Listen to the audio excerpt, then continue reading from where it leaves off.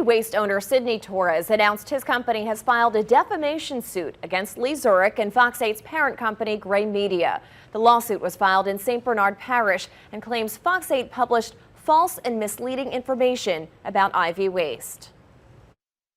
The suit focuses on Fox 8's Talking Trash investigative series, which aired last year.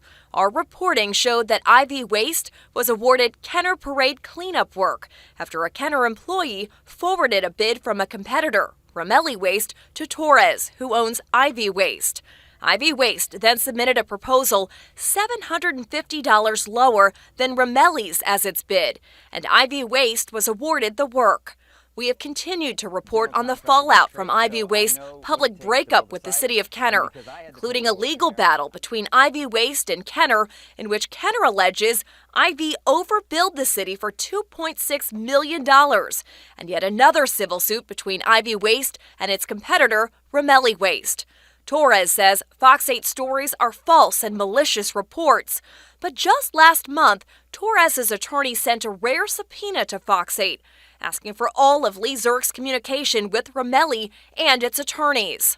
Just last Thursday, our attorney, Scott Sternberg, wrote to Torres' attorney, Jennifer Thornton, of Stanley, Reuter, Thornton, Alford, and flatly refused to hand over source documentation, claiming the reporter's privilege.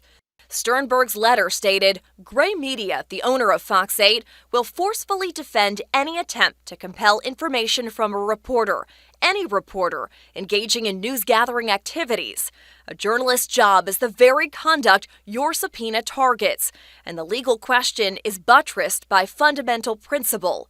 3 business days after that letter was sent, Torres' same attorney filed a defamation suit in St. Bernard Parish.